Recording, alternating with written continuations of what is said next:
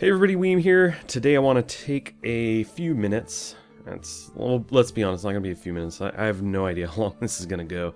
But I've been wanting to kind of get some of my thoughts out there about Atlas because people have been asking. I thought about tweeting stuff out, but it was going to be too much. And part of me was thinking that it would be better just to kind of script something. I was like, let me just write it out, like write my thoughts out so I'm a bit more clear on kind of where I'm at with this game. But that didn't really work out for me, and I was going to give up on it, but I thought, you know what, let me give this one more shot and just try and not worry so much about making sure I cover every little aspect of the game, because I don't do reviews. And instead, I'm just going to sit here and kind of talk at the mic and just try to get my thoughts out. I'll probably miss some things, forget some things. Some things are going to be wrong because it's going to go off assumptions I have about the game that I think are right. But to be honest, these guys aren't communicating very well at all about the specifics of the game. They've been communicating better lately, which has been good, about when updates are coming and what they're trying to address. But I think because of just how disastrous the launch was and how many problems there have been, they're only addressing kind of those problems and not talking about anything about the game or why certain things are done or how certain things even work. So we're all just trying to figure it out as we go, which leads to losses and frustration, which is, you know, obviously a problem for people. So I'm gonna take kind of a step back and try to have you visualize something here.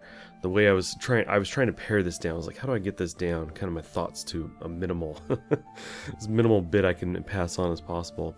And I thought of it this way: Atlas has a number of features. Just imagine this is like a bullet list of features of cool things. Let's say, you know, being able to create really cool looking boats. These boats look really great. They have a lot of materials you can put into them. They're basically these big mobile bases, which is really cool. I've always wanted that in like a ship form. And in Ark, you could build these boats, but obviously they're real blocky. You know what I mean? They don't really look that much like ships. And these do, and you can walk all over and place things down all around them. Very cool stuff. So just you take all these features and imagine them. Let's imagine there's like 20 features. I could go down that list and pull out things I really like. And then there's some in there that I'm not really into. And basically the way it kind of comes down for me is, if I were to pull the features I like from Atlas, that to me would work more like in an Ark environment. So imagine like an Ark DLC where they say, hey, we're doing a DLC called Open Seas, and we're kind of changing the ocean. You know, it's not going to be this kind of flat static thing with things underwater. It's going to be this moving thing, and the wind is going to be a factor, and you're going to be able to build these cool looking boats and you know, stuff like that. And they took some other features as well. There'd be some other things I'd pull out. Those would all fit well, I think, with a DLC, and I'd be happy with that. I'd even be happy paying $25, even if that was like half the features that Atlas currently has. I'd be fine with that. And I think a big part of that is because I don't need to play with a lot of people. I'm happy playing Ark with, you know, 2, 3, 4 others, maybe like 10, 12. That's really all I need. But a lot of the features of this game are geared towards this kind of MMO aspect. I look at them and I'm like, those are cool if I'm wanting to play with like 1,000, 2,000, 10,000 people. But I don't really need that for this experience I'm looking for in Atlas. So what happens is, from my perspective, for me personally, you've got all these features that I do like, but I have to also contend with a bunch of things I don't like that are kind of needed for an MMO environment. I just don't need the MMO environment. So, for example, Decay is really a big thing we're finding right now. Our Galleon is taking tons of damage, and it looks like just over time. And it's really feeling like that's going to be the game. It's especially if there's just going to be 5 or 6 of us, we're going to have to be repairing just all the time. Island hopping to get resources to repair the boat. It's not what we really want to focus on, but that's kind of how things work right now. You have this constant decay. Now, I've seen people online and Reddit say, well, you know, hey, that makes sense. You're supposed to have a big company, lots of people, you're going to war, you're doing all this stuff, and that's kind of what I'm talking about. I don't need any of that stuff. Those can be fun, certainly. I don't need them, though, for a game like this. I kind of want to pull a number of those features out, and I would have been fine with like a DLC. So I guess what I'm saying is this Atlas is kind of 2 games competing with each other, and I actually think it's largely a PvP game. that they just said, well, and we can have some PvE stuff where you can't hurt each other. But it's really problematic. There's a lot of ways people can still mess with you in PvP, destroy your ships, everything, using the environment and everything. So it's just not like a well thought out thing. It feels like a PvP game. And they said, for those of you that don't want to be able to hurt each other, we'll have these servers over here. And that to me is kind of like, can I just take that as the DLC and pair out the MMO elements? You know, I know I'm kind of repeating myself here. I'm trying to give you that visual.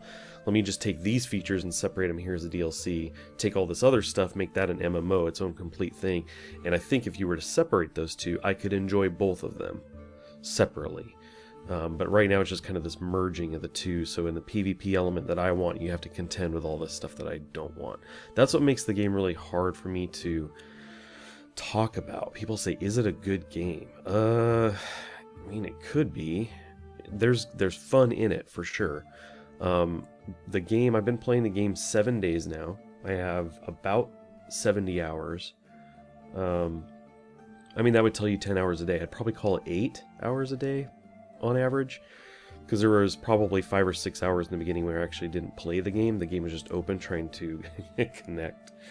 So I have found fun in it, is my point. When I'm playing with friends, I'm having a lot of fun. So that kind of takes this a step deeper. So we've got the features that I like. I'm willing to set aside the stuff I don't like, and I can kind of ignore some of them or just deal with some of them because I'm playing with friends. So that's my kind of my next point. If you think you can get over those first elements I've talked about, the next hurdle is, are you going to be playing by yourself?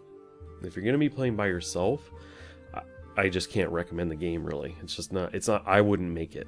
If I were playing solo, I would have been frustrated by so many things. A lot of people send me messages. I logged in, I died, there's no body, I lose all my stuff, I made a raft, it's gone the next day, isn't this PvE? You know, what's going on here? And it gets back to that communication aspect. You know, they have these Freeport starting zones, right? When you start in a Freeport starting zone, if you die, your body disappears. There's no body to collect your resources back from, your tools, anything. It just is gone. Because they basically are pushing people out of the Freeport zones where you start. They don't want you sticking around there. So you're supposed to kind of spawn in, gather some wood, some fiber, thatch, I think those three, hand them to a guy to make a raft for you. He just makes the raft for you. And then they want you out of that zone, because if this zone is full, people can't come into it. And so that's why you lose a corpse. There's like higher decay in these areas. But the thing is, that's not communicated to people. So a lot of people sending me messages are like, this game is broken. My character died and I got nothing back, and my boat sank for no reason. And I have to say, well, unfortunately, the game's not broken. That's absolutely intended. They just do a terrible job of telling you that's going to be the case. When you start in a Freeport zone, you level up, and they actually cap you to level 8 if you're in that zone. When you're at that point, it actually tells you at the bottom of the screen that you are maxed out at level 8 and you'll have to leave the zone in order to go any higher level. What they don't tell you is, oh, and by the way, while you're in the zone, you will lose everything and your rafts are going to take a lot of damage. I think if you're going to have one message on there, you should basically have that disclaimer for the other elements too, because right now people don't know that. So that causes a big amount of frustration, people just getting started. If you do plan on playing, then that's just something to keep in mind. Get out of that zone as soon as possible. Understand that you're going to die and lose some resources. You can, gather them again, try to get that raft made and get out of there. But it's things like that are causing a lot of problems with the games, is communication. Things just in the game working a certain way, but the game is not indicating these things to you at all. It's not warning you. And we don't need our hands held, for sure. There's an element to that where it's like, we don't want games, sometimes games have tutorials, some don't. Sometimes we really don't want those in survival games, like, hey, just let me figure it out.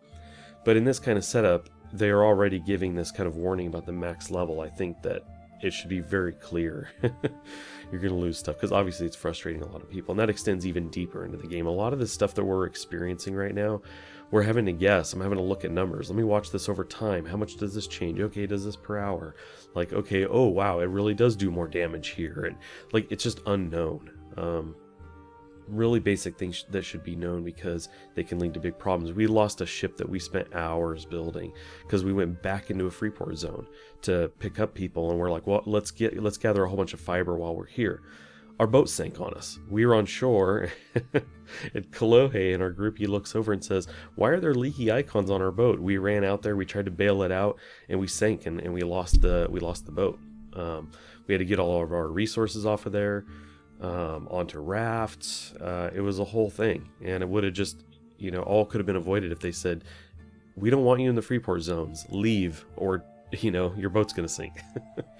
So anyway, it's a I don't want to say a complicated game. It's not a complicated game from a gameplay standpoint. It's a complicated game to approach from a recommendation standpoint. What I would say is if you're really into Ark, if you loved Ark, you got a ton of hours in it, you're like, Ark is awesome. And this kind of pirate themed stuff seems cool to you, adventuring out into islands and everything. It's probably going to be okay for you if you've got some people to play with. I would say go for it. It's 25 bucks. They are going to raise the price over time, just like Ark did. So that's another reason that if you think you're pretty excited about it and kind of wanting to try it, I mean, it doesn't hurt getting in now because the price is cheaper. They've been updating frequently since the launch, which is good. I'm kind of shrugging here. I'm looking for reasons for people, you know, these are the things that people might be into, you know, if or might be finding about the game that they're, you know, into, that may make them want to jump in, you know, right from the beginning. I don't even know if that made any sense. I'm tired, but there's a lot of reasons not to get the game right now, though. I mean, I would say only if you're really excited about this and if you loved Ark and everything, and $25 is not a big deal, then do it. Otherwise, I would say wait. The game's updating a lot. I'm hoping that they really kind of iron out some of the stuff that on the PvE server there's a lot we're having to deal with that just doesn't make sense on a PvE server. Will they, you know, take those things out? I don't know, but if you can wait, I would. I'd just hang out, and I think typically if you follow these games close enough like this, when they have a low price and they tend to go up, there's usually some kind of notification that that's going to be happening soon. Granted, these guys aren't great with communication. Let's keep that in mind, but overall, I would imagine for most people listening to me talk about this game right now, it's going to be a wait. You know, don't get it right now. I would imagine most of you, I would be recommending not. And then there's probably some of you here and there that I'd be saying, yeah, jump in. Trying to think if I have anything else really to cover. The Freeport starting zone is really a big thing just to know if you're jumping in. That I kind of went over that. But yeah, I don't want to go all that deep. I haven't hit end game. We're currently in our like 50s right now. I think I'm like in my 40s. Level wise, we have the Galleon giant ship. We really poured a ton of time into it. So many resources gathered. So we're just trying to keep the boat afloat for the time being. We launched it yesterday, and we're really not sure how long we're going to get to keep it because of the decay and everything. So at this point, it's just a matter of, you know, how long do we get to keep the boat. I did just get a message from Knox in the game. Let me just see what he said. He's kind of giving an update. Okay, anyway, I literally, you may have heard my phone buzz, and I know the ship we've been dealing with trying to get it repaired to limp out of like this island, and he just let me know that they got it out of there, so we live to float another day. But anyway, I think that's pretty much it. I mean, if you guys have any other questions about the game, if you're watching this right now and you're like, but what about this or what about that, throw in the comments below. I'll answer every comment as best I can if I've got the information. I've been reading a lot of stuff online about the game, and we've been exploring the game, obviously, and checking things out for ourselves to learn. So there's a good amount I know. There's also a good amount I don't know, just because we haven't got far enough yet in the game. But anyway, I'll let you know. If you leave me a comment, I'll fill you in. So I hope this is helpful. It looks like we're coming up on close to 15 minutes.